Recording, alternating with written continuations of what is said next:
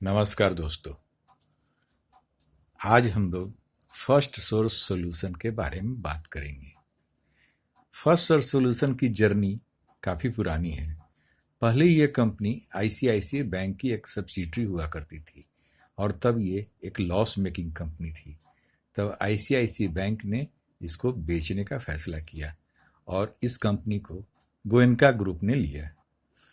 Goenka group ने जब इस कंपनी को लिया तो गोयनका से पूछा गया, पत्रकारों ने पूछा कि आप तो पावर जनरेशन में हैं, आप इस इंडस्ट्री में, सॉफ्टवेयर इंडस्ट्री में क्यों आ रहे हैं।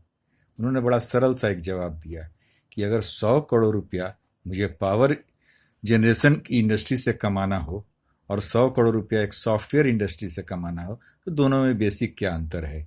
उसके लिए मुझे एक हाइडल पावर प्लांट लगाना होगा या हमको दूसरा कोई जो ऑप्शन होता है वो करना होगा, तो इन्वेस्टमेंट बहुत बड़ा होगा, टाइम टेकिंग फैक्टर होगा, कई बरसों का उसमें इंफ्रास्ट्रक्चर लगेगा डेवलप करने में, और तब मैं 100 करोड़ रुपया कमा सकता हूँ। और ये एक चलती हुई कंपनी है, इसमें आज खरीदने के बाद रनिंग कंपनी है, कल से ही मेरा काम शुरू हो जाएगा। और उस वक्त इस कंपनी पर काफ़ी बड़ा लोन था, देश के अंदर भी लोन था और विदेशों में भी इसके ऊपर लोन था। उन्होंने इस कंपनी को इतना अच्छा से मैनेज किया कि जितने इनके कर्जदार थे, जो कर्जा इनको दे रखा था, उनको एक शेड्यूल बना के दे दिया कि हर क्वार्टर के एंड में मैं आपको पेमेंट दूंगा। और 3 साल का एक शेड्यूल बना दिया कि उसमें मैं जीरो डेप्ट कंपनी कर दूंगा। और इनका कभी भी डिफॉल्ट नहीं हुआ। इनकी इनकम रेगुलर जो कंपनी खुद कमाते रही, इन्होंने बाहर से कोई कर्जा नहीं लिया, बाहर से कोई दूसरा पैसे का व्यवस्था नहीं किया। इस कंपनी के द्वारा ही जो इसकी अर्निंग हो रही थी, उसी से समूचा का समूचा इनका जितना भी कर्ज था पूरा रिटर्न कर दिया और उसको जीरो डेप्ट कंपनी कर दिया। लेकिन कंपनी की जर्नी यहाँ से शुरू हुई। उसके बाद कंपनी को और डेवलप करने की जरूरत थी। उसके बाद तब इन लोगों ने कुछ कर्ज लिया और इस कंपनी को डेवलप किया। तो गोयनका ग्रुप की ये फ्लैगशिप कंपनी बन गई। कलकत्ता इलेक्ट्रिक सप्लाई कंपनी जो है, इसकी मेन होल्डिंग कंपनी थी।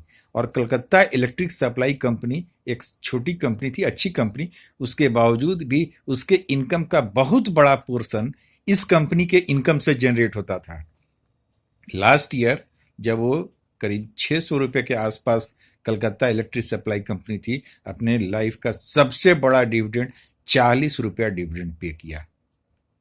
और पिछले साल कलकत्ता इलेक्ट्रिक सप्लाई कंपनी या गोयनका पूरे ग्रुप का रीस्ट्रक्चर हुआ।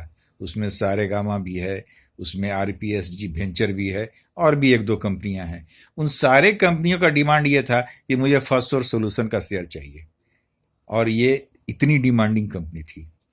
इस कंपनी की एक और अच्छी कहानी है। इस कंपनी को राकेश झुंझुनवाला ने भी लिया।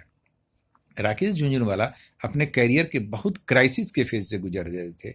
उनके 3 साल जो थे लाइफ के सबसे बुरे समय मेरे समझ से गुजरा, जिस वक्त सारा इन्वेस्टमेंट उनका खराब हो रहा था और लॉस हो रहा था। जो उनके फॉलोअर थे वो लोग नाराज थे कि आपके सारे स्टॉक लॉस कर रहे हैं। उसी वक्त उनका A to Z कंपनी जिसमें इन्वेस्टमेंट किया वो बुरा गया। उस वक्त डेल्टा कॉर्प मात्र 40 रुपये पर चलाया था। अपटेक उनकी जो अपनी कंपनी है वो भी 50-60 रुपये पर चल रही थी। वायसराय होटल जो उन्होंने काफ़ी ऊपर दाम करता था वो 10-12 रुपये का आ गया। उस वक्त उनकी सारी कंपनियां खराब परफॉर्म कर रही थी और वो काफ़ी परेशान थे। उसी पीरियड में उन्होंने फर्स्ट सोर्स सॉल्यूशन का शेयर खरीदा और एक बल्क डील में काफ़ी बड़ा चंक यहाँ से उठाया।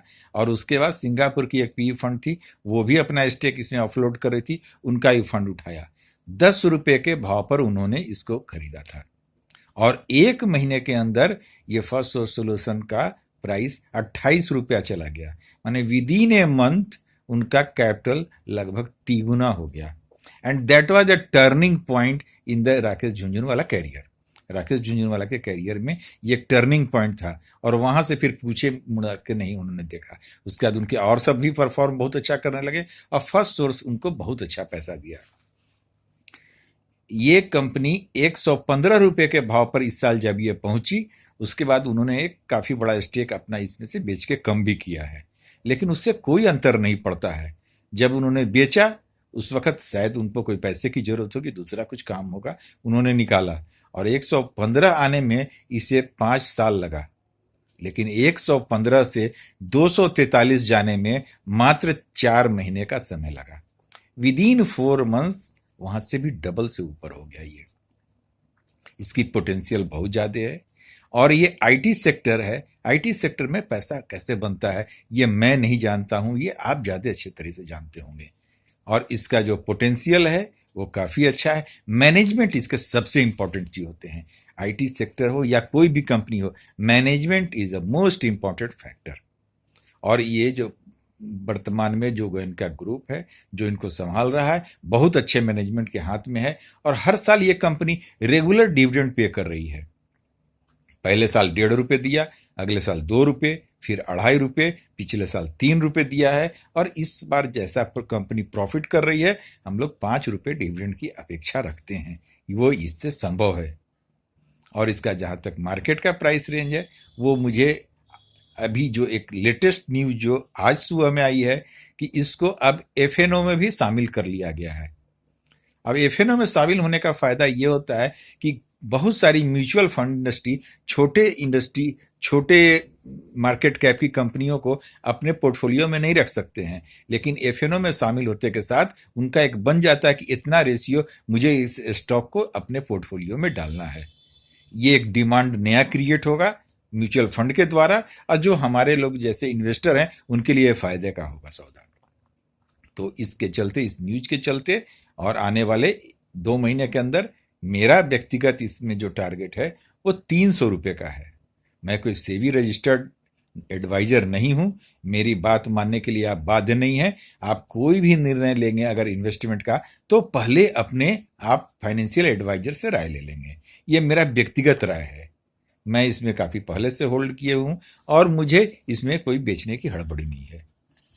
धन्यवाद दोस्तों, आज के लिए इतना ही काफी।